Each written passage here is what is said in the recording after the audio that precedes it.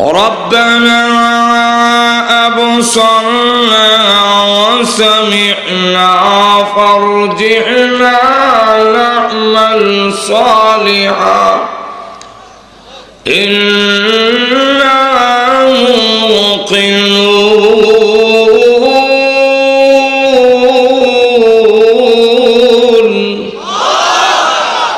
একদিন আপনি আমি পৃথিবীর থেকে বিদায় হওয়ার পরে এই কথা বলবো, রাব্বানা আবসারনা, হে পরওয়ারদিগার, এখন তো আমি চোখে দেখেছি, ওয়া সামি'না, কানেও শুনছি। এতদিন মনে করতাম মোল্লারা এরকম বলবেই, আমাদের কথা তো আপনারা 100% বিশ্বাস করেন না। যদি 100% বিশ্বাস করতেন তাহলে অবশ্যই আমাদের আমলের পরিবর্তন হইতো। ওয়াজ শোনার পরে আগে যেমন পরের দিন কি শুনলেন, যদি বিশ্বাস করতেন অবশ্যই পরিবর্তন হওয়ার কথা ছিল। তো আল্লাহ এখন তো কানে শুনলাম দেখলাম, ফারজি'না, আবার আমাকে শ্রীপুর পাঠাও। আলহামদুলিল্লাহ নাহমাদুহু ওয়া নাস্তাঈনুহু ওয়া নাস্তাগফিরুহু ওয়া নু'মিনু বিহি ওয়া নাতাওয়াক্কালু আলাইহি ওয়া নাউযু বিল্লাহি মিন শুরুরি আনফুসিনা ওয়া মিন সাইয়্যাতি আ'মালিনা। من يهده الله فلا مضل له ومن يضلله فلا هادي له ونشهد أن لا إله إلا الله وحده لا شريك له ونشهد أن سيدنا ومولانا محمدا عبده ورسوله الذي أرسل إلى الناس كافة بشيرا ونذيرا وداعيا إلى الله بإذنه وسراجا منيرا. أما بعد فقد قال الله تعالى في كلامه المجيد وفرقانه الحميد: أعوذ بالله من الشيطان الرجيم. بسم الله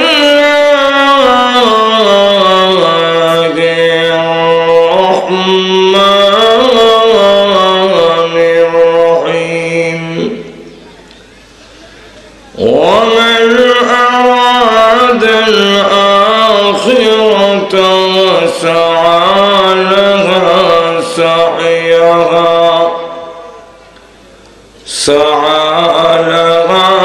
سعيها وهو مؤمن فأولئك كان سعيهم مشكورا. قال النبي صلى الله عليه وسلم لمعاذ: أخلص دينك يكفيك العمل القليل. صدق الله العظيم. وصدق رسوله النبي الكريم ونحن على ذلك لمن الشاهدين والشاكرين والحمد لله رب العالمين. اللهم صل على سيدنا ومولانا محمد وعلى آله وأصحابه وسلم.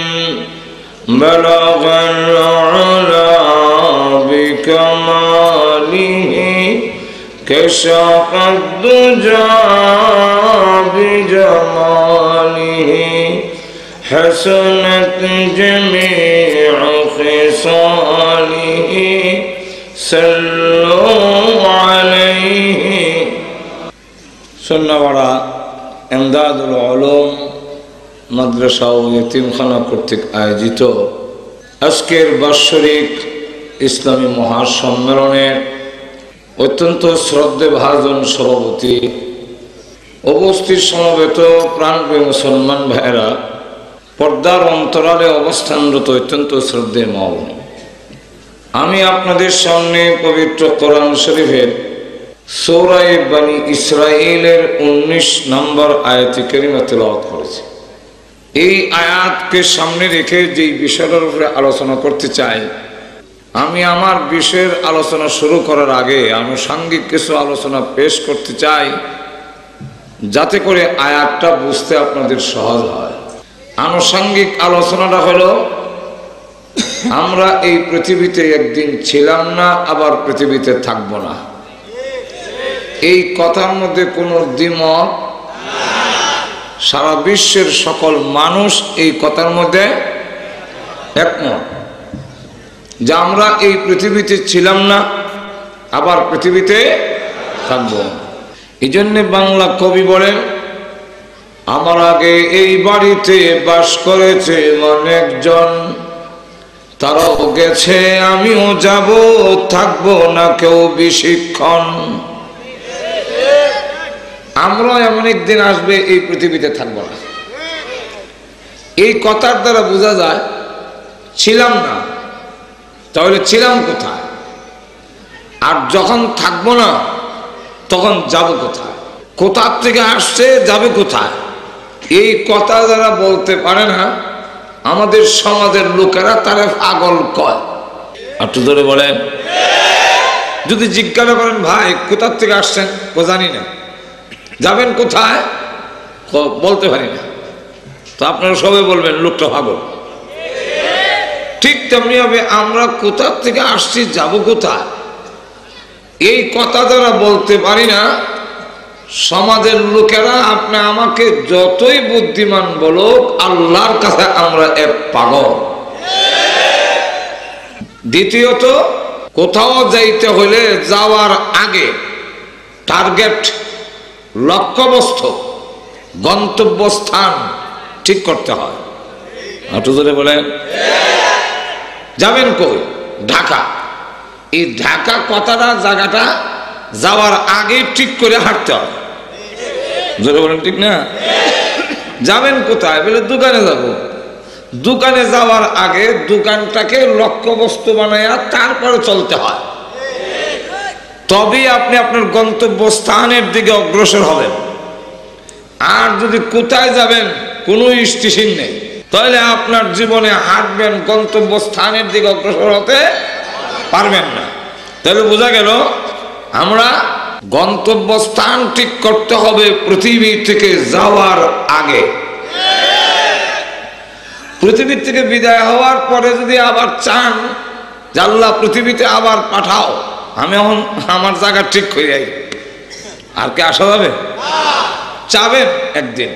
আল্লাহ কোরআনে বলছেন, ربنا أبصرنا وسمعنا সামি'না ফারজি'না না'মাল সালিহান ইন্না মুকিনুন।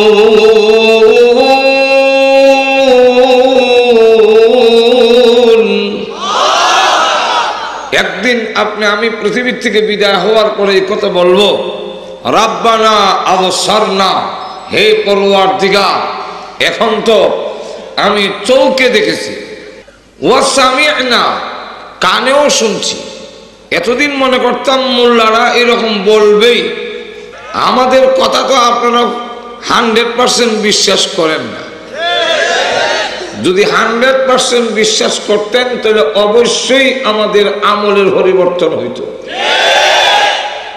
ওয়াজ শোনার পরে আগে যেমন পরের দিন কি শুনলেন, যদি বিশ্বাস করতেন অবশ্যই পরিবর্তন হওয়ার কথা ছিল।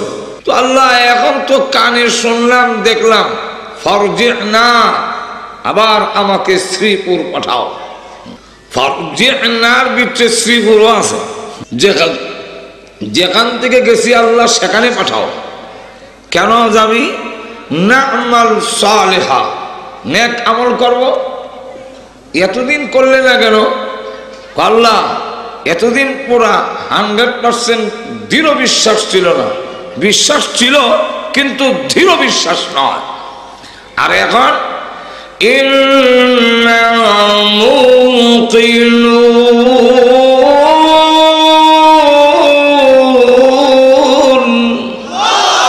আল্লাহ এখন দৃঢ় বিশ্বাস হয়েছে যেহেতু এখন দেখে ফেলেছি, কিন্তু আবার পৃথিবীতে আসার কোনো সুযোগ পাওয়া যাবে না। যারা বলেন ঠিক না? তাই দুনিয়ার থেকে যাওয়ার আগে টার্গেটটা ঠিক করে যদি জীবন চালান, তাহলে গন্তব্যস্থানের দিকে যত সময় অতিবাহিত হবে আমার, তত সময় আমি আমার গন্তব্যস্থানের দিকে অগ্রসর হতে পারবো। তাইলে এখন আসুন, সময় কম, আলোচনা অনেক বেশি।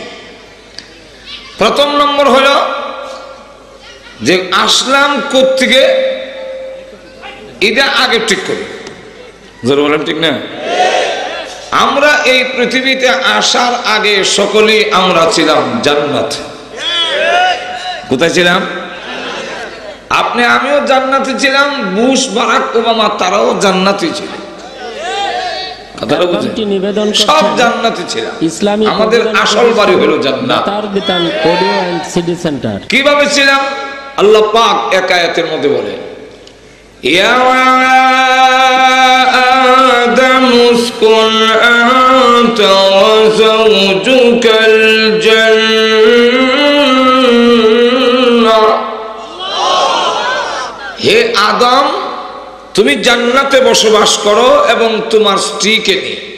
এই কথা কেন বললেন জান্নাতে বসবাস করো? আল্লাহ পাক আদম আলাইহিস সালামকে সৃষ্টি করার সময় কি জান্নাত বলছিলেন না পৃথিবী বলছিলেন? আল্লাহ বলেন আরেক আয়াতে, ওয়া ইয ক্বালা রাব্বুকা লিল মালাইকা ইন্নী জাইলুন ফিল আরদি খলিফা। আল্লাহ ফেরেশতাদেরকে বললেন পৃথিবীতে আমি খলিফা বানাবো।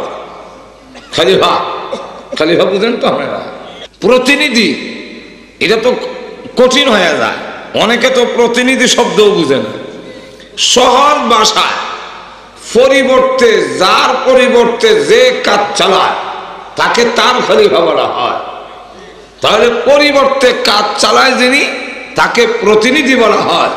আল্লাহ বলেন আমার পরিবর্তে কাজ চালানোর জন্য আমি একটি জাতি সৃষ্টি করব। ঘুমাই গেছেন নাকি আল্লাহ?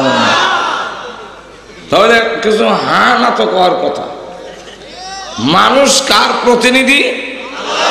আর একটু জোরে বলেন। আর আল্লাহর প্রতিনিধি হওয়ার কারণে তিনটা কারণে মানুষ আশরাফুল মখলুকাত। আর না হয় আপনি আশরাফুল মখলুকাত হওয়ার মতো কোনো কোয়ালিটি মানুষের নাই। আর একটু জোরে বলেন। আপনি আমার চাইতে শক্তি হাতির বেশি না কম? আপনি হাতির থেকে সবল না দুর্বল? আর তো ধরে বলে আপনি আমার দৃষ্টিশক্তি কুত্তা বিলের থেকে বেশি না কম? আমি আলোতে দেখি, অন্ধকারে দেখি না।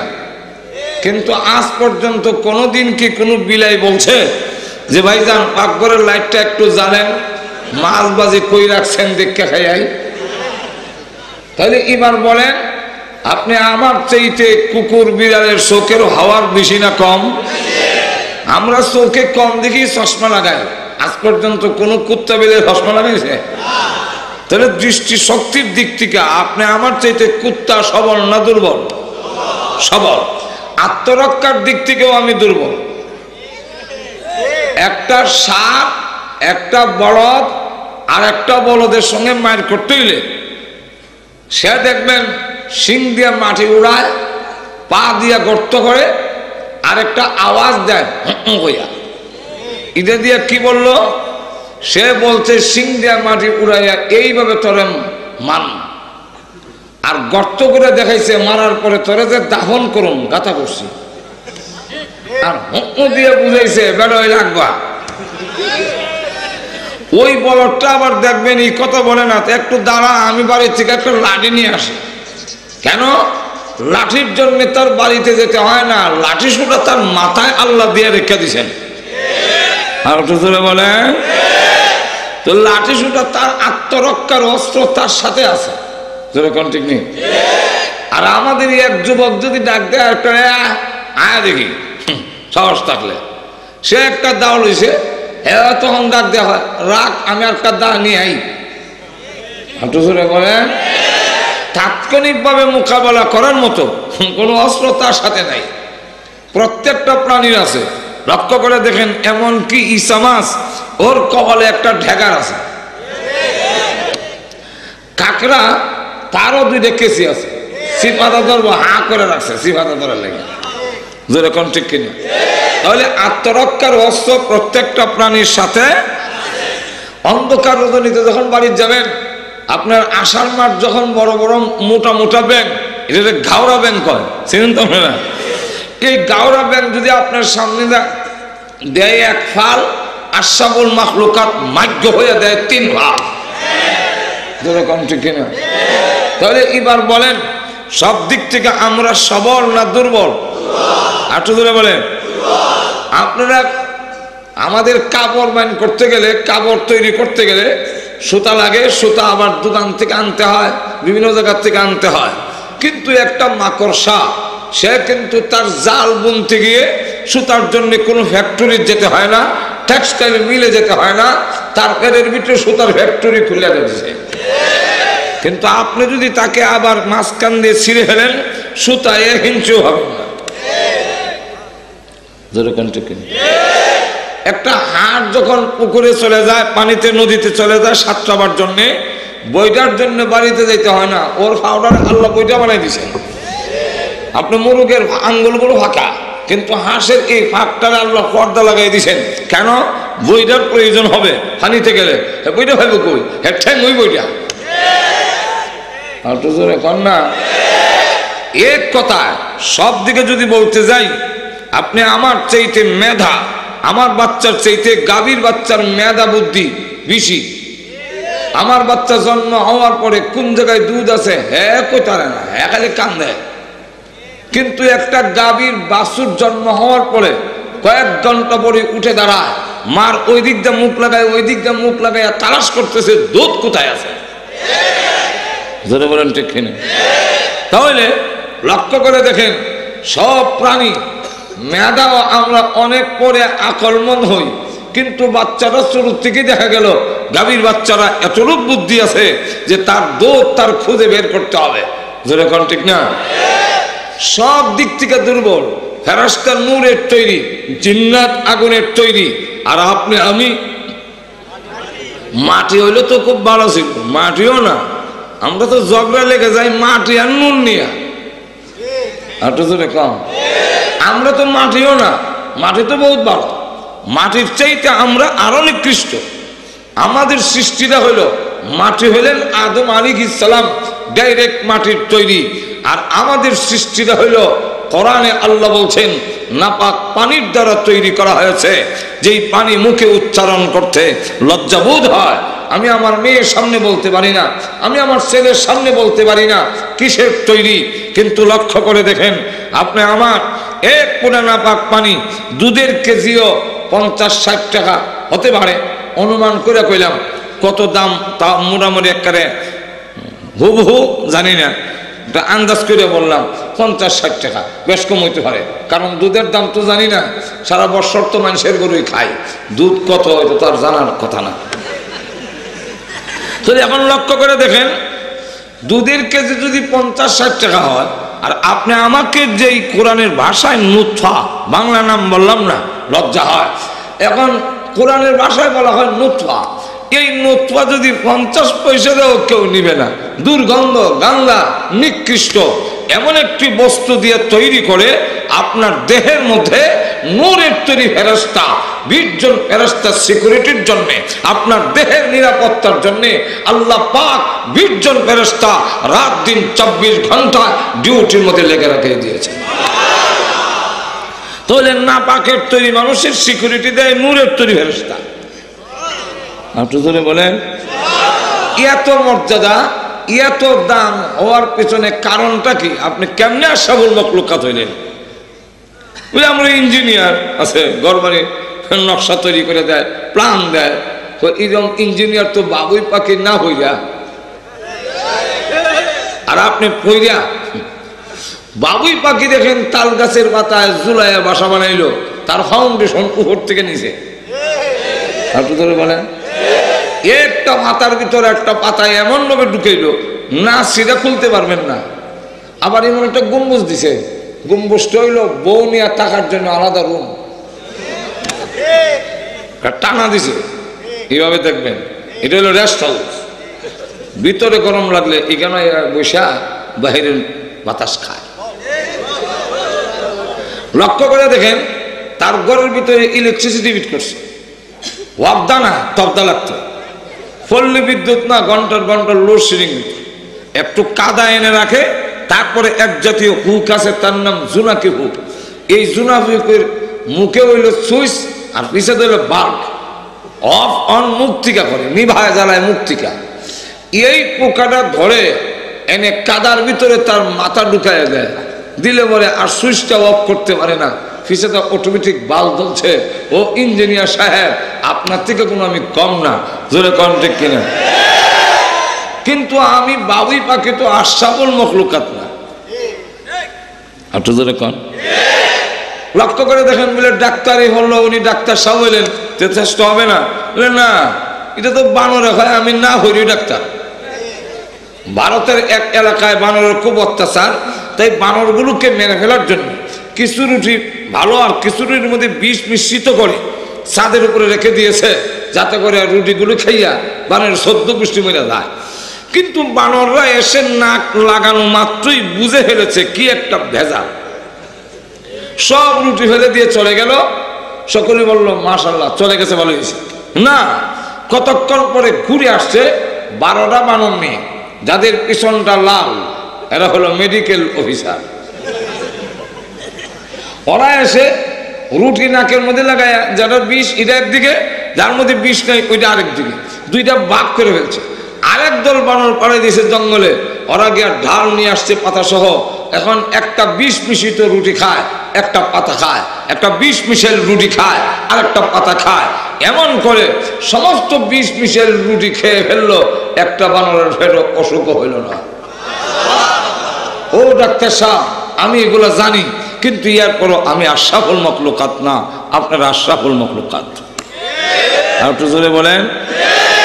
এইভাবে রাজনৈতিক নেতা লিডার হতে পারলে, কারণ আমরা এখানে তো রাজনৈতিক লিডাররা আছেন আমার, তো এখন রাজনৈতিক নেতৃত্ব দিতে পারলে, যদি এর কারণে সার্টিফিকেট তোমাকে আশরাফুল মাখলুকাত দেয়, ফিকরা করবো আমি কি দোষ করলাম? তোমাদের চাইতে যদি নেতৃত্ব আমার একটু দুর্বল হইতো তাহলে বুঝতাম, কিন্তু পিপিলিকার নেতৃত্ব আরো বলিষ্ঠ। লক্ষ্য করে দেখবেন দেওয়াল ভেয়ে পিপিলিকা যায়, কিন্তু সারিবদ্ধভাবে যায়, লাইন দিয়ে যায়। অথচ দেওয়ালে জায়গা আছে, তো আর একটা পিপিলিকা উল্টা যায়, দেখছেন কিনা নাহলে আজকে থেকে গিয়ে দেখবেন, উল্টা যায়, যাইবার সময় আর একটা পিপিলিকার সাথে যেন সংঘর্ষ লাগতেছে, কি জানে বলে যায় থামিয়া। আমার মনে হয় এটি বলে যায় যে আমাদের নেত্রীর অর্ডার শুধু হয়ে যাবে, যেরকম ঠিক কিনে। আর আমরা 100 লোকের মিছিল লেগে গেলে পিছের দোকান ভাত জ্বালায় গাড়ি করে ভেঙে কেমন করলে না তারা হইতে পারে না, জোরে বলেন ঠিক কিনা। পিপিলিকার যখন এলাকার পানি উঠে যায় তখন তাদের নেত্রীর অর্ডার এখন ছাড়া এই পানি উঠে গেছে, চতুর্দিকে পানি, এর মোকাবেলা করা সম্ভব নয়। তখন দেখবেন সমস্ত পিপিলিকা ঐক্যবদ্ধ হইয়া একটা চাকা হয়ে যায়, এই চাকা হয়ে গেল ঐক্যবদ্ধ হয়ে, এখন নির্দেশ দেয় উপরে যারা আসো নিচে যাবি, নিচে যারা আসো উপরে উঠবি। এখন দেখবেন চাকাটা পানির মধ্যে ঘুরতে থাকে। কিন্তু আমাদের যদি এমন নির্দেশ দেয় যে নৌকা ডুবে গেছে, তোমরা একজন আলগিদা ধরবা, আবার তাকে পানির নিচে দিবা, আবার তুমি উপরে উঠবা, এরকম করবে, এই অর্ডার যদি দেওয়া হয়, আমরা যাকে যে পানির তলে ঢুকাবো কিয়ামতের আগেও উঠতে দেব না। তাহলে আপনি আমার চাইতে নেতৃত্ব পিপিলিকার কম নয়, কিন্তু এরপর পিপিলিকা আশরাফুল মখলুকাত না, আশরাফুল মখলুকাত মানুষকে আল্লাহ টাইটেল দিয়েছে। আর তো ধরে বলেন কেন বলবো না, অসুবিধা হইতেছে। 3টা কারণ, যেরকম কয়টা? এর একটা কারণ হলো পিপিলিকা আল্লাহর খলিফা না, বাবুই পাখি আল্লাহর খলিফা, ফেরেশতা আল্লাহর খলিফা, জিন্নাত আল্লাহর খলিফা। আল্লাহর খলিফা হলেন মানুষ, আল্লাহর পরিবর্তে মানুষ এই জমিনে কাজ চালিয়ে যাবে। এই কারণে আল্লাহ রাব্বুল আলামিন বলেন, আমি যেমন দামি, আমাদের দেশের প্রধানমন্ত্রী যদি কোথাও চলে যান, ওনার পরিবর্তে যে কাজ চালায় উনি প্রধানমন্ত্রীর মর্যাদায় আছেন। যেরকম ঠিক না? কেন? উনি প্রধানমন্ত্রীর খলিফা। যদি বিরোধী দলের নেত্রী চলে যায়, ওনার পরিবর্তে যে কাজ চালাবে ওনার মর্যাদা রাখে। ঠিক তেমনি ভাবে এরশাদ সাহেব যদি চলে যায়, তার পরিবর্তে তার দলের প্রধান যিনি হবে সে তার দলের মধ্যে এরশাদ সাহেবের মর্যাদায় আছেন। ঠিক তেমনি ভাবে মানুষ আল্লাহর খলিফা, অতএব সমস্ত মাখলুকের মধ্যে আল্লাহর পরের মর্যাদা হলো মানুষকে দেওয়া হয়েছে। এলো এক কারণ, সংক্ষেপ করে বলছি।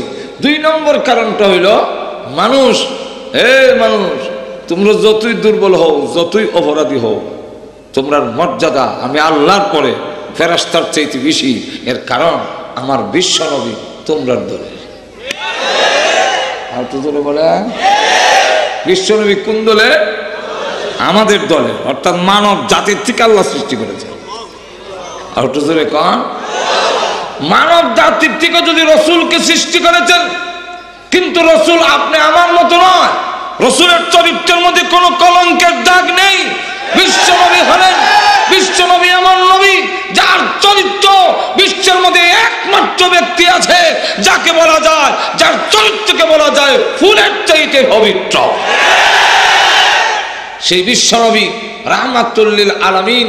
যেহেতু আমরার দলে, আমরা বিশ্বনবীর দলে, আল্লাহ বলেন তোমরা দুর্বল হওয়ার পরে দাম বেশি দাও। আর তো জোরে বলেন গেল 2। 3 নম্বরটা হইল আল্লাহ রাব্বুল আলামিন বলেন আমার কালাম, আমার সিফত, আমার কোরআন জিন্নাতেও পারে না, জিন্নাতের কাছেও নাজিল করি নাই, ফেরেশতাও একটা সূরা মুখস্থ হইতে পারে না। ভুলাই গেছেন নাকি? বানরে একটা সূরা পড়তে পারবে? বাবুই বাকি ফেরেশতারা যদি বলেন আলহামদু সূরা পড়েন, তা আলহামদু কি বুঝেই না। জোরে কোন ঠিক কিনা? মানুষ আশরাফুল মাখলুকাত কেন? আল্লাহ রাব্বুল আলামিন বলেন 3 নম্বর কারণ হলো আমার কালাম, আমার সিফত, আমার অংশ মানুষের ভিতরে। আর তো বলে এই কোরআন মানুষের কাছে থাকার কারণে মানুষ হইল আশরাফুল মাখলুকাত। যা এতক্ষণ পর্যন্ত এই জিনিসটা বোঝায় আনলাম। এবার আসুন, আদম আলাইহিস সালাম কার খলিফা? ইন্নী জাইলুন ফিল আরদি, ফিল জান্নাত না তো, ফিল আরদি খলিফা। খলিফা কি বেহেশতের না দুনিয়াতে? আর তো জোরে বলে তাহলে আল্লাহ আদমকে বানাইলেন পৃথিবীর খলিফা না বেহেশতের জন্য? আচ্ছা, এখন আপনারাই বলেন, বেহেশত যদি পৃথিবীর খলিফা বানায় থাকেন তা তো বানানো শেষ, ওনাকে পৃথিবীতে ছেড়ে দিবেন, কিন্তু তা না করে জান্নাতে রাখলেন কেন? মনে আছে তো আপনারা? মনে আছে না? ভুলে গেছেন মাঝখান দিয়ে? কোন জায়গায় রাখছেন? হাঁটু জোরে বলেন, ইয়া আদামুসকুন আনতা ওয়া যাওজুকাল জান্নাহ, জান্নাতে রাখার জন্য বলছেন। জোরে কোন ঠিক না? তাহলে জান্নাতে রাখলেন কেন? এই কেন জবাবে মুফাসসিরিনে কেরাম দুইটা জবাব দিয়েছেন। জোরে কোন কয়টা? একটা জবাব হইল, আল্লাহ যদি ডাইরেক্ট পৃথিবীতে ছেড়ে দিতেন তাহলে আমরা জানতে পারতাম না যে আমাদের স্থায়ী ঠিকানাটা কোথায়।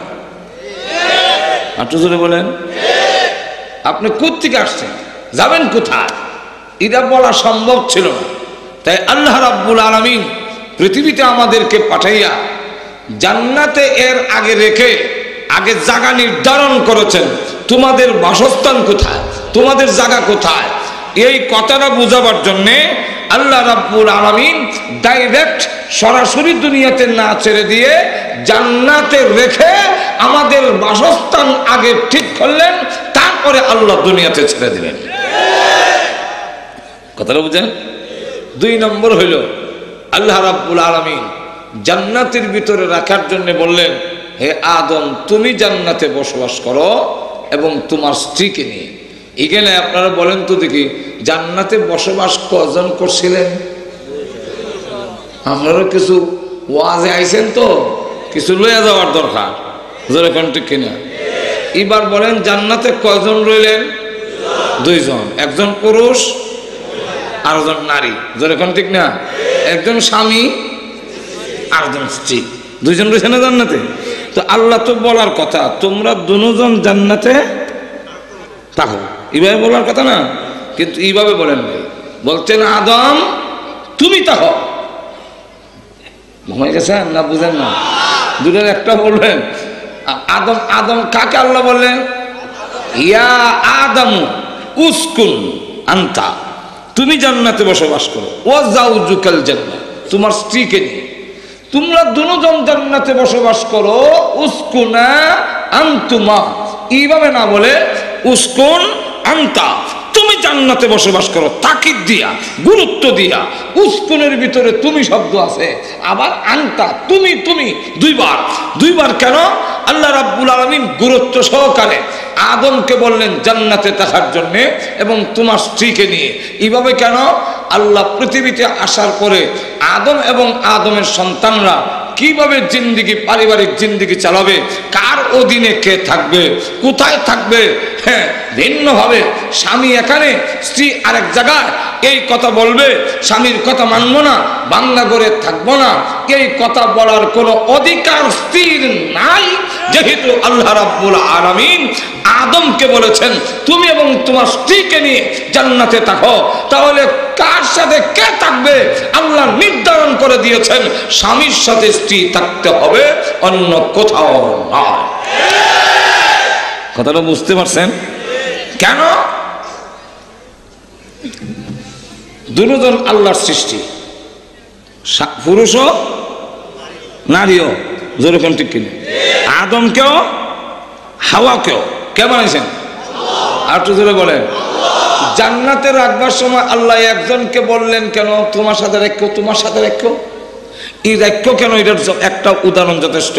আপনার এক ছেলের বয়স 20 আর এক ছেলের বয়স 7, দুজন নানার বাড়ি যাবে, আপনি সব জায়গায় দেখাশোনা করার নিয়ে যাওয়ার জন্য দায়িত্বটা 7 বছরের ছেলেকে দিবেন না 20 বছরের? কেন? আপনার কেন যে জবাব, আল্লাহ কেন পুরুষকে নারীকে সব জায়গায় দেখাশোনা করার দায়িত্ব দিলেন, আপনার যে জবাব, আল্লাহর জবাব এক জবাবই। অনকে চিন্তা হইরা বের করেন, সব আমি ভেঙে খেলাম না। জোরে কোন ঠিক কিনা? আল্লাহ রাব্বুল আলামিন জান্নাতের ভিতরে আদম আলাইহিস সালাতু ওয়াস সালামকে বললেন তোমার স্ত্রীকে নিয়ে জান্নাতে থাকো। এখান থেকে ও মা বোনেরা, স্বামীর অধীন ছাড়া পৃথিবীর কোথাও তোমার নিরাপত্তা নাই। সংসদ বলো আর মেল ফ্যাক্টরি বলো, গার্মেন্টস বলো, মার্কেট বলো, যেই কোনো জায়গায় বলো, স্বামীর অধীন ছাড়া একজন মহিলার ইজ্জত সম্মানের নিরাপত্তার আর এর থেকে উত্তম জায়গা পৃথিবীতে না। স্বামীর অধীনই একজন স্ত্রীর জন্য সবচেয়ে নিরাপদ জায়গা। আর যেখানে যাইবা স্বামী ছাড়া খালি খাবলাইবে। আর একটু জোরে বলেন, নিরাপদে থাকতে দিত না। আর একটু জোরে বলেন। এখন ভাই আমার লক্ষ্য করে দেখেন, আদম আলাইহিস সালাম এবং হাওয়াকে দুজনকে জান্নাতে রাখলেন, কিন্তু আল্লাহর তো আগে উদ্দেশ্য জান্নাতে কি রাখবেন না বের করে দিবেন। একটু জোরে কোন। আল্লাহ রাব্বুল আলামিন তো আগে বলেছেন জান্নাতে রাখার জন্য নয়, দুনিয়াতে পাঠাবার জন্য আল্লাহ রাব্বুল আলামিন সৃষ্টি করেছেন। তাহলে তো আগ থেকে আল্লাহর উদ্দেশ্য বের করে দিবেন, কিন্তু আল্লাহ বের করার সময় কৌশল অবলম্বন করলেন, হিকমত করলেন। আল্লাহ ইচ্ছা করলে বলতে পারতেন তোমরা দুজন এবার দুনিয়াতে চলে যাও, আগামী শুক্রবারে যাও দুনিয়াতে যাইবা গা, দুইজন ফেরেশতা নিয়ে জমিনে নিয়ে থই হইব। আর একটু জোরে কম। এইভাবে কেন করলেন না? না করে আল্লাহ রাব্বুল আলামিন বলেন সব খেয়েও সব জায়গায় সবর করো। খাওয়ার বেলায় আবার বলছেন তুমি আদম খাইও, তোমার বউরে খাওয়াইও, এইভাবে বলেন নাই। আল্লাহ রাব্বুল আলামিন বলার সময় বলছেন তোমরা দুজন যা সয়েজ হয় খাইও। একটু জোরে বলেন, তোমাদের দুজনের যা সয়েজ দুজন খাইও। আদম তুমিও খাইও, তোমার বউরে খাওয়াইও, এইভাবে বললেন না কেন? খাওয়ার বেলায় মহিলা আর পুরুষের রুচি একরকম নয়, সুতরাং পুরুষে যারা খায় বউরে জোর করে খাওয়ান লাগবো, এটা আল্লাহ দেয় না। আল্লাহ বলেন খাওয়ার বেলায় স্বাধীনতা দিয়েছি, মহিলা গো টাকার বেলায় স্বাধীনতা দেয় না। বুঝতে পেরেছেন বিষয়টা? আল্লাহ আমরার মাথায় আল্লাহ কাম করে। আল্লাহ রাব্বুল আলামিন আদমকে বললেন সাবধান, এই গাছের কাছে যাইও। মনে আছে না আপনারা? ওয়ালা তাকরাবা হাযিহি আশ-শাজারা ফাতাকুনা মিনাল যালিমিন।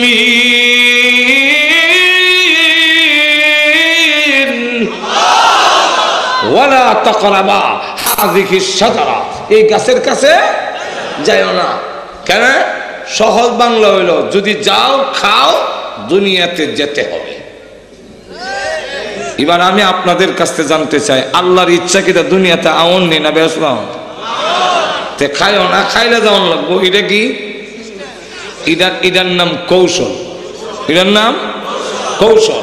যেমন আপনার বাচ্চা স্কুলে যেতে চায় না, হ্যাঁ মাইরা ফিটটা নিয়ে দিলে স্কুলে গাল ফুলাই বইতে পড়ে না, সাথের ক্লাসমেট একটা ছাত্র হয় পড়াশোনা পড়তাম না, না হলে আইলে কেন আমি আইসি কিলাই মুড়াই দিল কেন? আমরা যদি আল্লাহ ডাইরেক্ট ফলাই দিত এই নামাজ পড়ছ না, পড়তাম না, না বললে আইসত কেন বলে আমি আইসি ফাটলে কেন? ঠিক কিনা? এখন আপনি কৌশল করলেন, কৌশলটা কি? হ্যাঁ লাল কালারটা খুব আকর্ষণীয় আপনি জানেন। এরপরে টিপ বিস্কুট খাবে লেগে হবে, এর লেগে এক প্যাকেট লাল টিপ বিস্কুট এনে রেখা দিলেন আলমারির, রেখা দিয়ে বললেন সব খাইছি দেখাইস না, যদি খাস স্কুলে যেতে হবে। এবার আমি আপনাদের কাছে জানতে চাই আপনার ইচ্ছা কি খাইতো নি? একটু ধরে খাও। খাইস না, খাইলে স্কুলে যাওয়ান লাগবো, এটা কি? এটার নাম কৌশল। যখন এটার নাম কৌশল। হ্যাঁ অপেক্ষায় আব্বা কোন সময় সর্ব খাইতো, আব্বাও সুযোগ দেয় হ্যাঁ খাইবে লেগে। একবার বিস্কুটের প্যাকেটটা সিরা দুইটা বিস্কুট খাই ফার্স্ট না করছিলাম না খাইস না বলে হ দেখাইছ যে খেতাম না, খাইলে স্কুলে যাওয়ান লাগবো।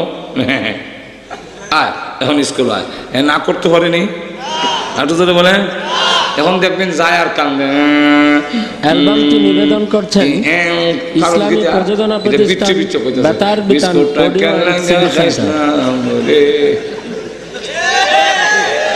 যেরকম তুই খেলে এখন সেই স্কুলে যায় আব্বার চাপে না হেড দোষে হাঁটু ধরে কম আদম আলাইহিস সালাম গন্ধম খাওয়ায় আমরা বাঘে গন্ধম খাইছে আইছে এখন আর কোনের সুযোগ আছে নি বলে এই ইবাদত কর নামাজ পড়তাম না বলে না বলে আসলে গেলে এখন আর কইতার বনি বলে হারাইলো কেন তখন আপনি কইবেন গন্ধম খাই আসলে গেলে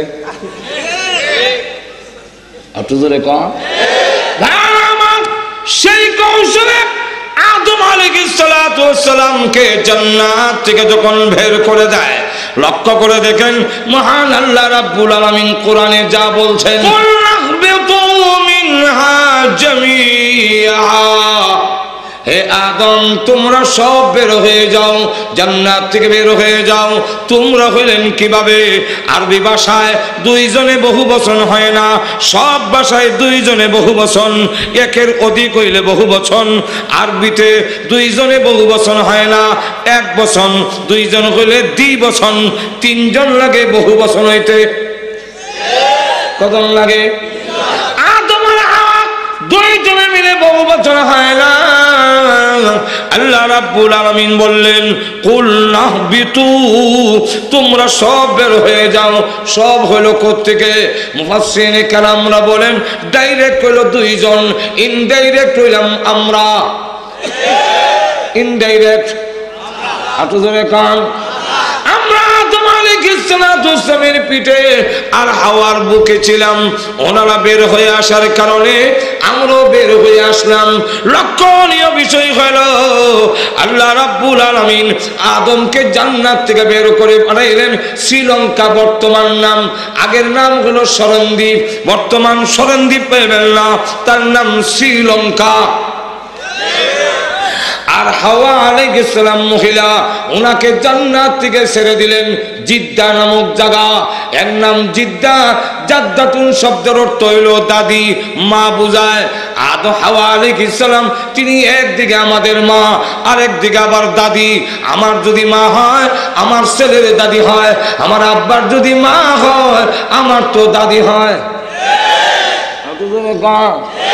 ওনাকে যেখানে ছেড়ে দিয়েছিলেন এই জন্য এই জায়গার নাম জিদ্দা কই জাদ্দা এখানে হাওয়া আলাইহিস সালামকে পাঠিয়ে দেওয়া হলো টার্গেট হলো মক্কা টার্গেট হলো খানায়ে কাবা এখানে আসতে হবে লক্ষণীয় বিষয় হলো আল্লাহ রাব্বুল আলামিন পুরুষ নামক লোকটাকে পাঠাইলেন শ্রীলঙ্কা শ্রীলঙ্কা থেকে মক্কা যাইতে হলে 7 সমুদ্র 13 নদী পারিয়া পাহাড় পর্বত ঠেল্লা যাও মহিলা গো তুমি দুর্বল এই কারণে এত দূর থেকে যেতে পারবে না আমি স্বয়ং আল্লাহ তোমারে ধাক্কা দিয়া মক্কা পৌঁছাইয়া দিলাম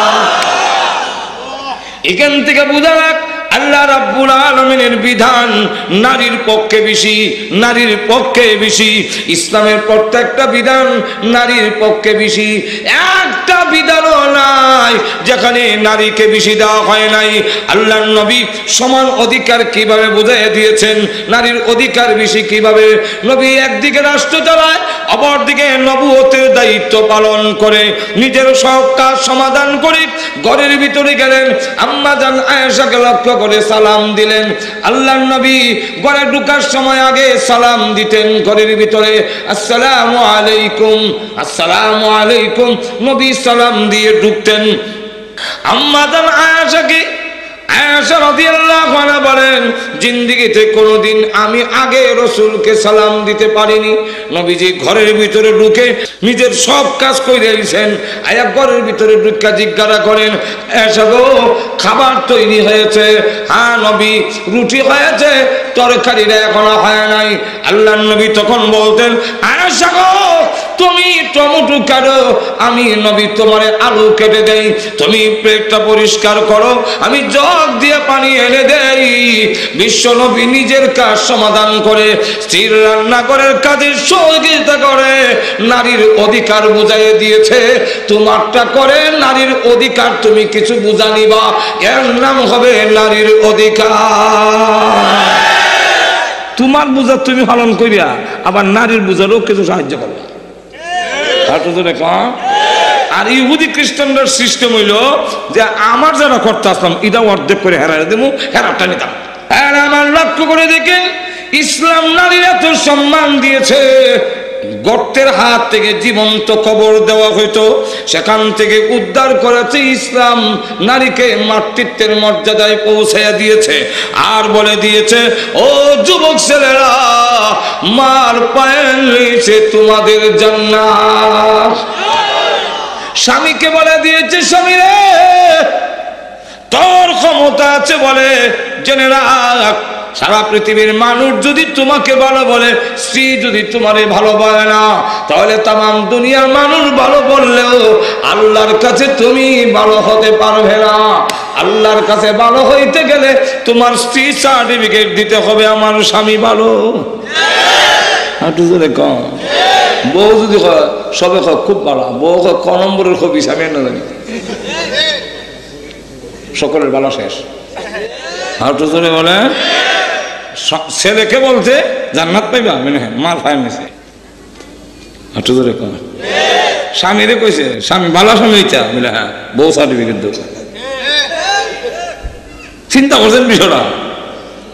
ঘুমাই গেছেন? আল্লাহু আকবার।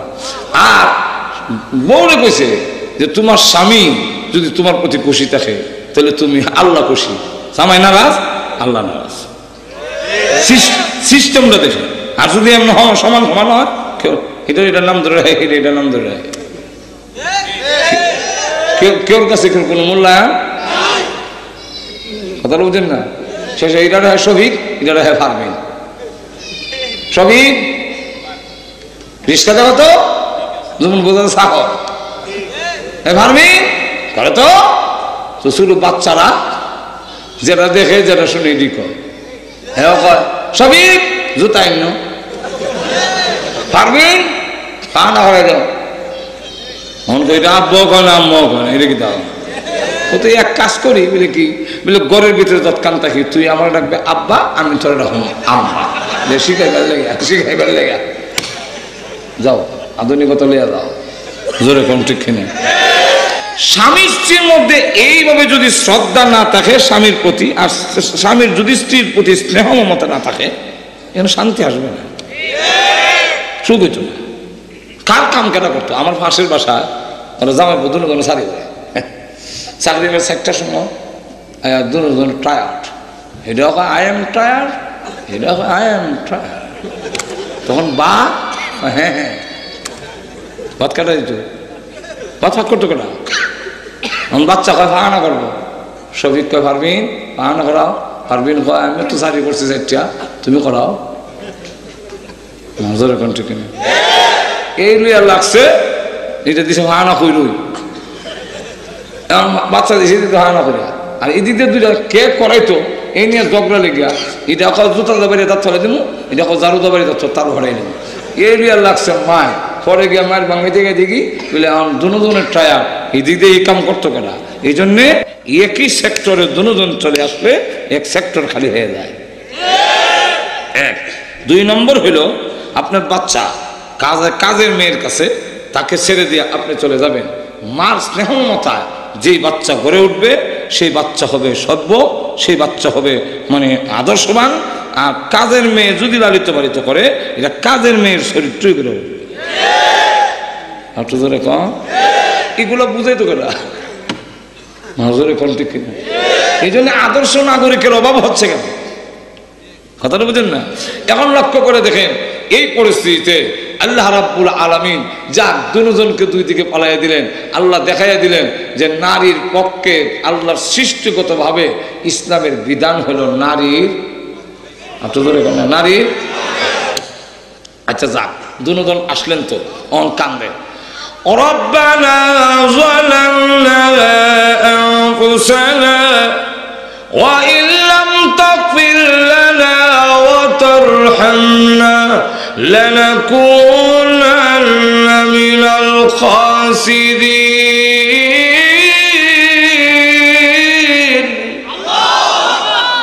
এমন দোয়া আল্লাহ শিক্ষা দিলেন, কোন বান্দা বান্দি যদি নীরবে নির্জনে তা একাগ্রতার সাথে আন্তরিকতার সাথে নীরবে আল্লাহর দরবারে এই দোয়া 3 বার পড়ে, রব্বানা যালামনা আনফুসানা, আল্লাহ বলেন আমার বান্দার গুনাহ মাফ না করলে আমি আল্লাহর শরম লাগে।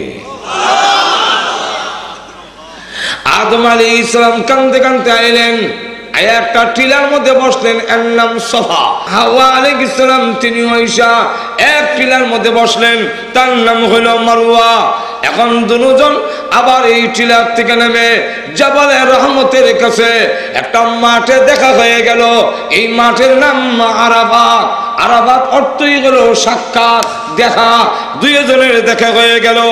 আরাফাতে যাওয়ার পরে হযরত আদম আলাইহিস সালাম বলেন, প্রভু গো, এতক্ষণ পর্যন্ত কানলাম, 350 বছর কাঁদছি, এখন আমার ভিতরে একটা কথা উদয় হয়েছে, সেটা হলো বিশ্ব নবীর উসিলায় আমার দরখাস্ত তুমি মঞ্জুর করে নাও। আল্লাহ বলেন, এই নাম পেলে কোথায়? এই নামটা হয়ে যাবে, বলবো না? অসুবিধা দিতেছে? আদম আলাইহিস সালাম বলেন, প্রভু 3 জায়গা থেকে পেয়েছি। 1 নম্বর জায়গা হলো আমার ভিতরে রূহ দেওয়ার পরে চোখ খুলে তাকায় দেখি তোমার আরশে আজিমের পায়ের মধ্যে লেখা লা ইলাহা ইল্লাল্লাহু মুহাম্মাদুর রাসূলুল্লাহ, এই কালিমা লেখা। আল্লাহ, তখন আমি বুঝতে পারলাম লা ইলাহা ইল্লাল্লাহ, আদম সফিউল্লাহ তো লেখা নাই, লেখা মুহাম্মদুর রাসূলুল্লাহ। তাহলে এই রসুল তোমার প্রিয় হবে, তাই দরখাস্ত পেশ করলাম। এই হলো এক জায়গা। 2 নম্বর জায়গা হলো যখন জান্নাতে প্রবেশ করব, তখন জান্নাতের গেটের মধ্যে তাকিয়ে দেখি সেখানেও এই কালিমা লেখা। যখন জান্নাতের ভিতরে আমি ঘুমিয়েছিলাম একা, হঠাৎ করে দেখি আদমের বুকের বাঁকা হাড়ের থেকে উজ্জ্বল শামলা রঙের আকর্ষণীয় রং, উজ্জ্বল শামলাটা এই কালারের একজন আমার কাছে বসা।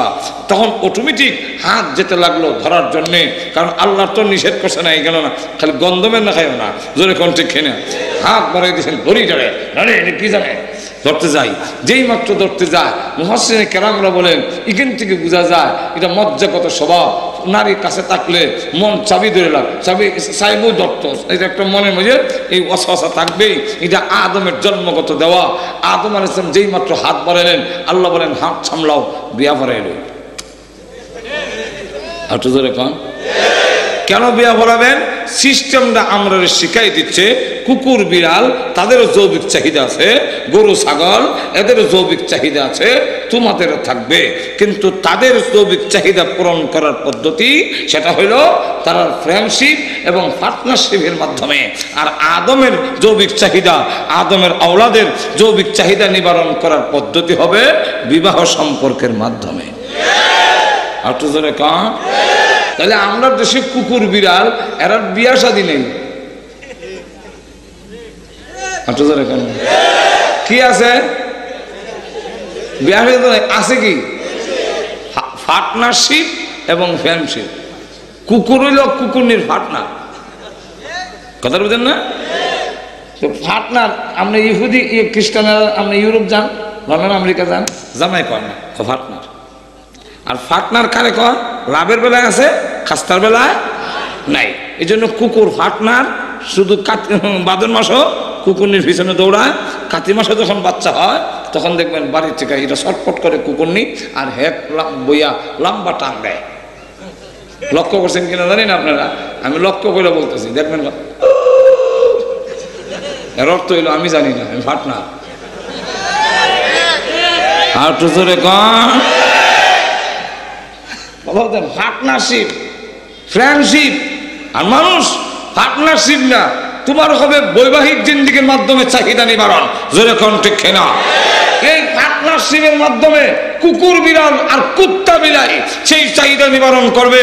এর থেকে মানুষের এই পার্টনারশিপ বাদ দিয়া বৈবাহিক জিন্দেগি যদি চালু থাকতে হয়, এই মানবিক জিন্দেগি যদি রক্ষা করতে হয়, তাহলে কোরআনের তালিম ছাড়া আল্লাহর কসম এই পৃথিবীর মানুষের মানবিক মর্যাদা রক্ষা করা সম্ভব নয়।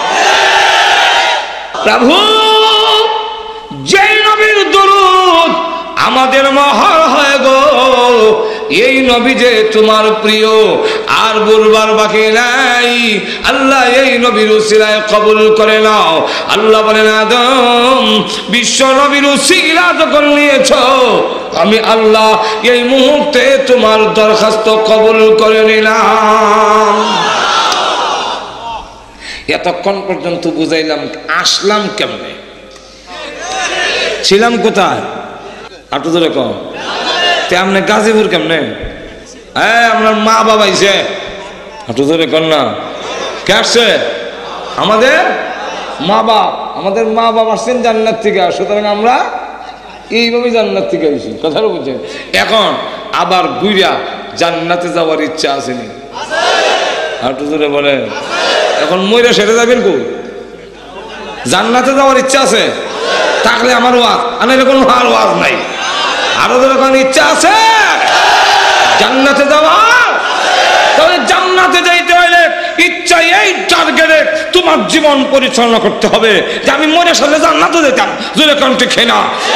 এখন জান্নাতে যেতে গেলে আপনি মক্কা যাবেন আড়ে হুক দিকে, কিয়ামতের আগে মক্কা পাওয়া যাবে? মক্কা যেতে গেলে যেইভাবে সোজা মক্কার দিকে হাঁটতে হবে, উল্টা গেলে যাওয়া যাবে না।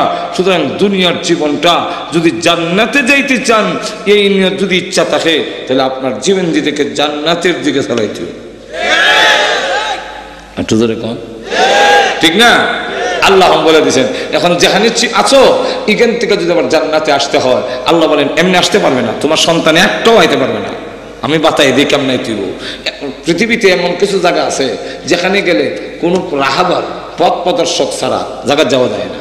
এর মধ্যে একটা হইলো সমুদ্র পথে, সমুদ্র গেছেন সব একরকম, জায়গা যাওয়া যায় না একরকম।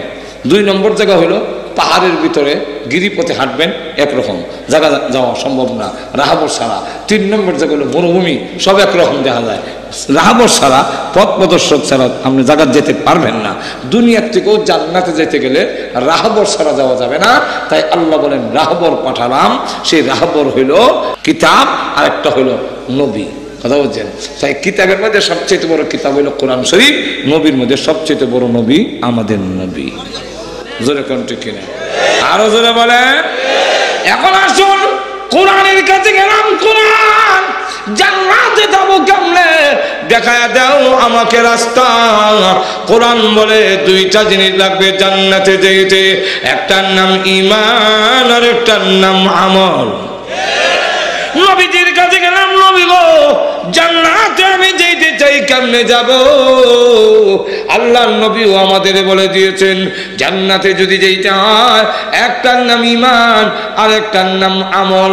এই 2টা জিনিস যদি উম্মতে ঠিক করে করতে পারো, জান্নাত থেকে তোমাকে কেউ আটকায় রাখতে পারবে না। আল্লাহর নবীর কাছে এক কালো সাহাবী গিয়া জিজ্ঞাসা করেন ইয়া রাসূলুল্লাহ, আগো নবীজি আল্লাহ আমাকে জান্নাত দিবেন কিনা? আল্লাহর নবী বলেন তুমি কালো এই কারণে জান্নাত দিবে না এমনটা মনে করো না। ঈমান যখন আছে, ঈমান এবং আমল এই 2 জিনিস যদি থাকে রে সাহাবী, জান্নাত থেকে তোমাকে কেউ আটকাইতে পারবে না। এক সাহাবী গিয়া বলেন ইয়া রাসূলুল্লাহ এমন কিছু আমল আমারে শিক্ষা দিন যেই আমলের কারণে আমি জান্নাতে যেতে পারি। আল্লাহর নবী বলেন তুমি যদি 5 ওয়াক্তে কালিমা বিশ্বাস করো, ঈমান আনো, কালিমা পড়ো, নামাজ পড়ো, রোজা রাখো, যাকাত প্রদান করো, আর এই কাজগুলো যদি করো তাহলে জান্নাতে যেতে পারবে। সাহাবী ডাক দিলেন ইয়া রাসূলুল্লাহ আমি একটুকু বেশ কম করব না, আমি নিজেও আমল করব এবং আমার পরিবার আমার গোষ্ঠীর লোকদেরকে বলবো। আল্লাহর নবী তখন ডাক দিলেন সাহাবীরা রে, দুনিয়া থাকা অবস্থায় তোমরা জান্নাত দেখতে চাও কি, জান্নাতি দেখতে চাও কি? বলে হ্যাঁ। এই সাহাবীকে দেখে নাও, তাকে দেখলে জান্নাতি দেখা হয়ে যাবে। 2টা জিনিস। তাই আমার আয়াতে এতক্ষণ ঘুরে আনলাম, এখন আসলে আমার আয়াতের দিকে। আল্লাহ রাব্বুল আলামিন বলেন, মনে আছে তো আপনারা? সংক্ষেপে আর কয়েক মিনিটের ভিতরে শেষ করবো ইনশাআল্লাহ। তাহলে এখন আয়াত আয়াতটা আসলাম এতক্ষণে। ওয়ামান আরাদাল আখিরাতা ওয়া সাআ লাহা সাইয়াহা ওয়া হুয়া মুমিন ফাউলাইকা কানা সাইয়ুহুম মাশকুরা। আল্লাহ রাব্বুল আলামিন বলেন ওমান আরাদাল আখিরাতা। মুফাসসির কেরামরা বলেন এই বাক্য দিয়া আল্লাহ বুঝাইছেন তোমার সহি নিয়ত না যদি হয় তাহলে সারা জীবন মেহনত করলেও কাজে লাগবে না। তাই আমান আরাদাল আখিরাতা এই বাক্য দিয়ে আল্লাহ বুঝাইছেন যারা আখিরাত পাওয়ার ইচ্ছা করে সহি নিয়তে পেতে হবে, সহি নিয়ত থাকতে হবে। ইখলাস আর খুলুসিয়তের সাথে যদি করে সামান্য আমলও কিয়ামতের মাঠে নাজাতের উসিলা হয়ে যাবে। তাই আল্লাহর নবী বলেন হে মুআজ আখলিস দীনাকা ইয়াকফিকাল আমালুল কলিল। হে মুআজ তোমার ঈমানকে তোমার দ্বীন রেখারি করো, অল্প আমলে নাজাতের জন্য যথেষ্ট হয়ে যাবে। ঈমান যদি নির্বেদাল থাকে শিরক মুক্ত হয়, আমল যদি বেদাত মুক্ত হয়, সামান্য আমল যদি থাকে কিয়ামতের কঠিন ময়দানে আল্লাহ রাব্বুল আলামিন তার বান্দাকে যেই কোনো একটা অজুহাতে জান্নাতে পৌঁছে দিবেন, জান্নাতে পৌঁছে দিবেন, জান্নাতে পৌঁছে দিবেন। যেমন লক্ষ্য করে দেখেন আল্লাহর নবী বিশ্বনবী রাহমাতুল লিল আলামিন একটি ঘটনা তুলে ধরেছেন। এক লোক আল্লাহওয়ালা আর একজন গুনাহগার, দুইজন মরুভূমি দিয়ে যায়। আল্লাহওয়ালা লোকটার পানি শেষ হইয়া গলা কাটা মুরগির নয় চটপট আরম্ভ করে দিয়েছে। গুনাহগার লোকটার হাতে পানি আছে, এখন বলে আমি যদি ওনাকে পানি দিয়ে দিই বিপদে পড়লে আমি পাবো কোথায়? আবার বলে আল্লাহ একজন আল্লাহওয়ালা লোক শেষ হয়ে যাবে, তা হতে পারে না। ওনাকে আল্লাহ সন্তুষ্টির জন্য পানি দিয়ে দিলেন। পানি পান করে আল্লাহওয়ালা লোকটা সুস্থ হইয়া দুজন মরুভূমি অতিক্রম করে চলে আসলেন। পর্যায়ক্রমে একদিন দুজনের মরণ হলো।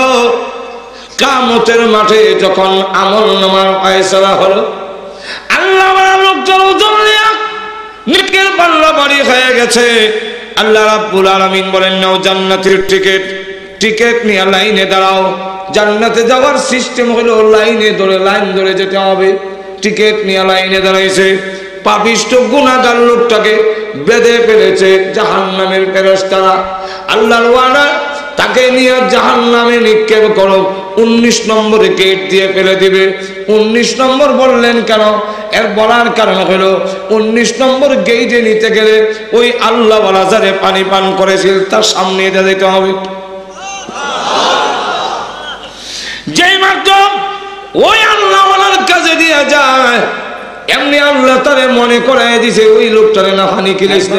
নিবেদন করছেন ইসলামী প্রযোজনা প্রতিষ্ঠান কাছে গিয়া কইল হুজুর গলা কাটা মুরগির নাই, মরুভূমিতে পানির তৃষ্ণায় আপনি যখন চটপটে করেছিলেন আমি যে পানি দিছিলাম আপনি সেই হুজুর না? বলে হ্যাঁ আমি তুই হুজুর। ও আমার মনে হয়েছে পানি তুমি দিছিলাম। বলে হ্যাঁ। হে আল্লাহ মালিক, ওই কঠিন বিপদের সময়, মুসিবতের সময় নিজে পানি পান না করে আপনাকে দিয়ে দিয়ে জীবন রক্ষা করেছিলাম।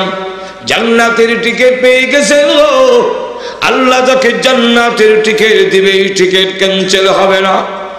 জান্নাতীরা যারা জান্নাতের টিকিট পেয়েছে এমন লোকে যা সুপারিশ করবে আল্লাহ তা কবুল করবে। আমার এই বিপদের সময় আপনাকে যে পানি পান করেছিলাম এই কথাটা কি আল্লাহর কাছে একটু বলতে পারেন না?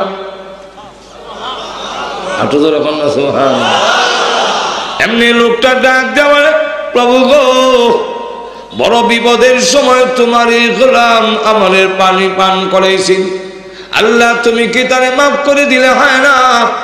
আল্লাহ বলেন এই কথাটা বলার জন্য তুই তাকে তোমার সামনে হাজির করেছি।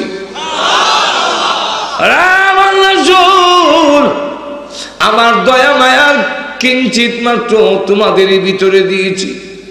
এত যদি তোমার বিপদ দেখে তোমার এই পানির তৃষ্ণায় কাতর হইয়া গলা কাটা মুরগির নয় চটপটি করছিলে, এই দৃশ্য দেখে আমার বান্দার যদি মায়া লাগে, আমি রহমানুর রহিম, আমি আল্লাহর কি তার বিপদ দেখে মায়া লাগে না? আমি একটা বাহানা তালাশ করতেছি, আমি একটা উসিলা তালাশ করতেছি। তুমি আমার কাছে বলো, বলতে দিলে হবে। আমি আল্লাহ তার জিন্দেগি মাফ করে, গুনাহ মাফ করে দিয়ে জান্নাতের টিকিট দিতে একটা সেকেন্ড দেরি করব না। আল্লাহ রাব্বুল আলামিন এইভাবে সামান্য একটি আমলও নাজাতের জন্য যথেষ্ট হবে। এই জন্য প্রথম নম্বর কথা হলো ওমান আরাদাল আখিরাতা। এই বাক্য দিয়ে আল্লাহ বুঝিয়েছেন যারা আখিরাত চায় সহি নিয়তে ইখলাসের সাথে যেতে হবে। হাঁটু জোরে কন, বেজাল মুক্ত, লোক দেখানো সাক্ষরত থেকে মুক্ত হইতে হবে। এই হইল এক নম্বর। দুই নম্বর হইল বিনা পরিশ্রম ছাড়া জান্নাত পাওয়া যাবে না। জান্নাতে যাইতে চাই, মেহনত করা লাগবো নি? বলে হ্যাঁ নিরাত নাই। নামাজ পড়ো? বলে হ্যাঁ নামাজ নাই। রোজা রাখো? নাই। সুদ ছাড়ো? হ্যাঁ নাই। ঘুষ ছাড়ো? নাই। পর্দা মধ্যে থাকো? নাই। তাহলে হবে না। আল্লাহ রাব্বুল আলামিন বলেন ওয়াসআ লাহা সাইহা, সেই জান্নাত পাওয়ার জন্য মেহনত করতে হবে। আবার মেহনতটা করতে হবে মেহনত করার মতো। মেহনত করার মতো মানে তোমার ইচ্ছা মতো মেহনত করলে হবে না। এই মতের অর্থ হইল তোমার মেহনতটা হইতে হবে, জান্নাত পাওয়ার চেষ্টাটা হইতে হবে বিশ্ব নবীর বাতলানো মতে। একটু জোরে বলেন। তোমার ইচ্ছা মতো যদি করো তাহলে হবে না। গেল এক। দুই, যে ওয়াসআলাহা সাইহা। দুই তিন নম্বরটা হলো ওয়াহুয়া মুমিন, তুমি মুমিন অবস্থায় মেহনত করতে হবে। ঈমান যদি না থাকে মেহনত কোনো কাজে লাগবে না। ভালো কাজ করলেও কোনো কাজে লাগবে না। তাই মুমিন হইতে হবে মুমিন অবস্থায়। তাহলে এখন প্রশ্ন হয়, ঈমানটা তো আগে হওয়ার কথা আর আমলের কথা তো পরে হবে। আল্লাহ এখানে আমলের কথা আগে বললেন, ঈমানের কথা পরে বললেন কেন? এই জন্য মুফাসসিরিনে কেরাম বলেন এখানে মুমিন দিয়া সহি আকীদা বিশ্বাস বলেছেন।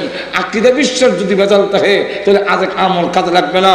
একটা কুয়ার থেকে পানি উঠাইয়া সকলে উজু করে গোসল করে খায়, এটার মধ্যে একটা ইঁদুর হইয়া ফুল্লা ফাইটটা গন্ধ ছড়াইছে। এখন ইমাম সাহেব হুজুরের কাছে গিয়ে জিজ্ঞাসা, হুজুর কি করতে পারি? বলে 40 বালতি পানি ফেলাই দাও। 40 বালতি পানি মানে হুজুর গন্ধ তো যায় না, বাড়ছে। আরো 40 বালতি ফেলাও। আরো 40 বালতি ফেলাই, হুজুর এখন তো নাকের কাছে নেওয়া যায় না, এমন দুর্গন্ধ হয়েছে। আরো 40 বালতি ফেলাও। আরো 40 বালতি ফেলাই, হুজুর এখন তো করে ভূমি এসে পড়ে এমন অবস্থা।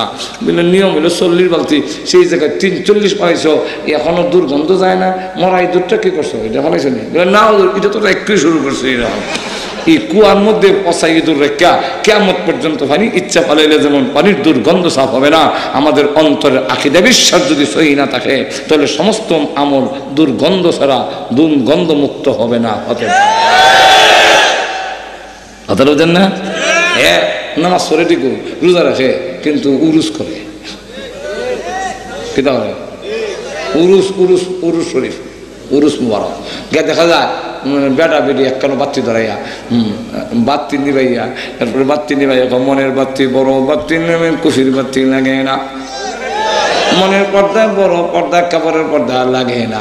বেটা বেটি একখানো একটি গাছের 3টি ডাল, কুন্ডা লেতে হতো বিলাল ইটা করবা, ইটা তুমি জান্নাত পাইবা না। জোরে কন ঠিক না? ঠিক না? আরো জোরে কন। তুমি এইগুলা করে জান্নাত পাইবা। নবীর পথে বাতলানো পথে আকীদা সহি বিশ্বাস করে নির্ভেজাল অল্প আমলই তোমার নাজাতের জন্য যথেষ্ট হবে। জোরে কোন ঠিক কিনা?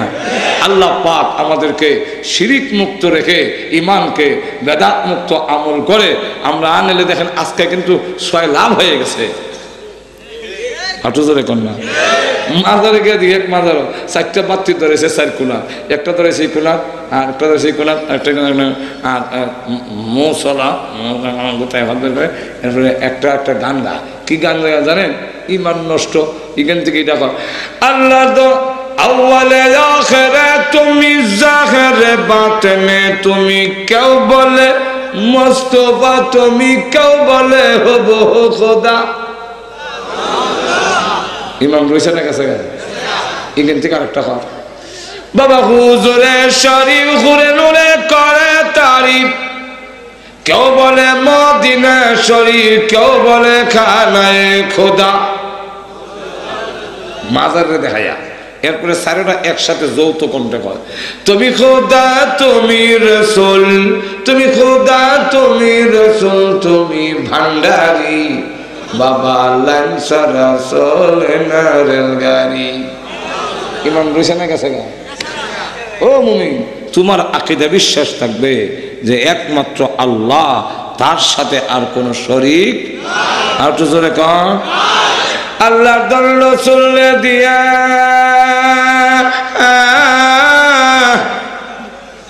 গেলেন আল্লাহ গাই বইয়া, আল্লাহ বলে গাই বইছে, রসুলের দন খাজারে দিয়া গেলেন রসুল হকি রইয়া, রসুল হকি, রসুলের দন খাজায় পায়া। তো সাথে আরো কিছু যুগালি আছে, হের আমার হের কোন যা দর্শে গিয়া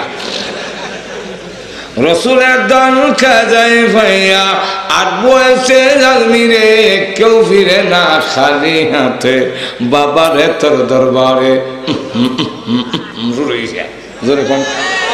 আসেনি না। তাহলে তোমার আকীদা থাকতে হবে আল্লাহ তোমার দরবারে কেউ ফিরে না খালি হাতে। জোরে বলেন ঠিক কিনা, আরো জোরে বলেন ঠিক কিনা। আল্লাহ তোমার দরবারে কেউ ফিরে না, আর বাবা তোমার দরবারে কেউ ফিরে না খালি হাতে। এই আকীদা বিশ্বাস থাকলে আমল কাজে লাগবে না। আর তো জোরে কম, বাবার দরবারে এমনি কইতারো বলে, বাবা তোমার দরবারে মাটির হানকি লইয়া দৌড়াদৌড়ি করে, একটু যদি সিন্নি কম পড়ে কিলা কিলির দুম পড়ে। আর আল্লাহ তোমার দরবারে কেউ ফিরে না খালি হাতে।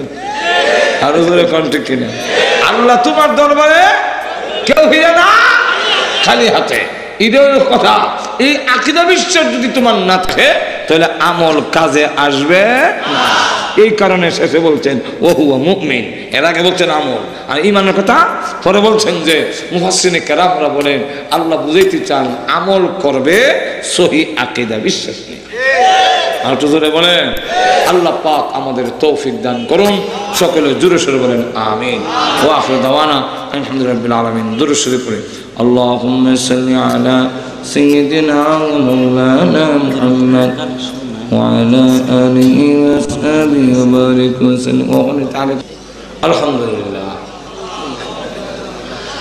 ربنا ظلمنا أنفسنا وإن لم تغفر لنا وترحمنا لنكونن من الخاسرين. ربنا اغفر لنا ولوالدينا رب ارحمهما كما ربياني صغيرا. رب ارحمهما كما ربياني صغيرا. রব্বুল আলামিন সারা জীবনের গুনার বোঝা মাথায় নিয়ে, গুনার উপরে লজ্জিত আর শর্মিন্দা হয়ে আলেম উলামা নিয়ে, সাদাদারি ওলামা মুরব্বি নিয়ে, নওজোয়ান ভাইদেরকে নিয়ে, মাসুম বাচ্চা নিয়ে, পর্দার আড়ালে নেককার মা বোনদেরকে নিয়ে আমি গুনাহগার তোমার সেই দরবারে হাত বাড়াইলাম। মেহেরবানি করে আমাদের জিন্দেগীর গুনাহ মাফ করে দাও। আল্লাহ জানি না আজকের এই মোনাজাত কার জন্য জীবনের শেষ মোনাজাত। কত মানুষ ঘুমায় আর ওঠে না, কত মানুষ ঘর থেকে বের হয় আর ঘরে ফিরে আসে না। আল্লাহ জানি না কার জন্য কাপড়ের কাপড় দোকানে জমা হয়ে গেছে। এমন হতে পারে আগামী দিন এই সময় আমি কবরের বাসিন্দা হয়ে যাব। আল্লাহ মৃত্যু আসার আগে আগে মেহেরবানি করে আমাদের জিন্দেগীর গুনাহ মাফ করে দাও। আল্লাহ তুমি যদি মাফ না করো আমাদের তো যাইবার আর কোন জায়গা না। দুনিয়াতে দেখেছি ছোট সময় দুষ্টামি করলে আব্বার কাছে বিচার গেলে আব্বার ভয়ে সারাদিন বাড়িতে যেতাম না। সন্ধ্যা হয়ে গেলে ঘরের পিছনের দরজায় গিয়ে মা মা বলে ডাক দিলে এমনি দেখতাম মা দরজা খুলে দুইটা সামনে বাড়াইয়া দিত আর ডেকে বলতো আরে বাবা। সকলে ভুলে গেল আমি তোর গর্ভধারণী মা, তোকে ভুলে যেতে পারি না। আল্লাহ সন্তানকে বুকে জড়াইয়া জীবনের সব অপরাধ মাফ করে দেয়। আল্লাহ যদিও আমরা গুনাহ করেছি তবুও তো তুমি আমাদের সৃষ্টি করেছ। আল্লাহ তুমি তো মার চাইতে কোটি কোটি গুণ বেশি দয়ালু। আল্লাহ তোমার রহমতের দরজায় হাজির হয়েছে। আল্লাহ আমাদেরকে টান দিয়া তোমার রহমতি কুদরতি বরকতে কোলে উঠাইয়া ঘোষণা দাও যারে বান্দা যা তোদের জিন্দেগির গুনাহ মাফ করে দিলাম। আল্লাহ আমরা যে যে উদ্দেশ্যে তুলেছি প্রত্যেকের নেক আশা পূরণ করে দাও। আমাদের মধ্যে যারা অসুস্থ আছে আল্লাহ সুস্থ করে দাও। আল্লাহ আমাদের সন্তানগুলোকে নামাজি দিনদার পরেজগার বানায়া দাও। এই এলাকার নারী পুরুষ আল্লাহ সবরে তুমি নামাজি বানায়া দাও। আল্লাহ আজকের এই মাহফিলের আয়োজন যারা করেছে শোনার জন্য যারা এসেছেন সাহায্য সহযোগিতা যারা করেছেন টাকা দিয়া বুদ্ধি দিয়া শ্রম দিয়া সকলের জন্য এই মাহফিল কিয়ামতের মাঠে নাজাতের উসিলা বানায়া দাও। রব্বুল আলামিন এই মাদ্রাসাকে আল্লাহ তুমি কবুল আর মঞ্জুর করো। ইমদাদুল উলুম মাদ্রাসা সহ সমস্ত দ্বীনি প্রতিষ্ঠানগুলো তুমি কবুল করে নাও। যত প্রয়োজন গায়বী খাজানা থেকে পড়া পড়ে দাও। রব্বুল আলামিন আমাদের পক্ষ থেকে লাখো কোটি দরুদ আর সালাম নবীজির রওজা মুবারকে পৌঁছাইয়া দাও। আমরা যারা আর পড়াই জানি না গো কারমালাই কালাবানা। আল্লাহ মার কথা বলতে পারি না। দুনিয়াতে আসার সময় কত লাঠি মার করে যায় মারলাম, কত রাত গেল আমি আমার মাকে ঘুমাইতে দেই না। আমরা অভাব অনটনের সংসারে মা নিজে না খাইয়া সন্তানের মুখে খাবার তুলে দিয়েছে। ওই মা যদি নাই গো আল্লাহ মার কবরে আযাব দিও না। আল্লাহ মার কবরে আযাব দিও না। আল্লাহ আব্বার কবরে আযাব দিও না। আল্লাহ যার বাড়ি দিয়ে আমি বাড়িওয়ালা, যার ঘর দিয়ে আমি ঘরওয়ালা হইলাম, আল্লাহ যার পরিচয় আমার পরিচয় হইল, আয় আল্লাহ ওই আব্বার সব কিছু রেখে দিয়া শূন্য হাতে ওই গুরুস্থানের বাংলা কবরে ঘুমায় আছে। আল্লাহ আব্বার কবরে আযাব দিল না। মা বাবার কবরে জান্নাতের বাগান বানায়া দাও। আমাদের দাদা দাদি নানা নানি শ্বশুর শাশুড়ি আত্মীয় স্বজন ভাই বারাদার বন্ধু বান্ধব যে যেখানে কবরে ঘুমাচ্ছেন ঘুমাভূত, আল্লাহ সকলের কবরকে জান্নাতের বাগান বানায়া দাও। হে আল্লাহ আমাদের বাকি জিন্দেগি ইসলামের জন্য ঈমানের জন্য কবুল করে নাও। ربنا تقبل منا إنك أنت السميع العليم وتب علينا إنك أنت التواب الرحيم. آمين آمين برحمتك يا أرحم الراحمين.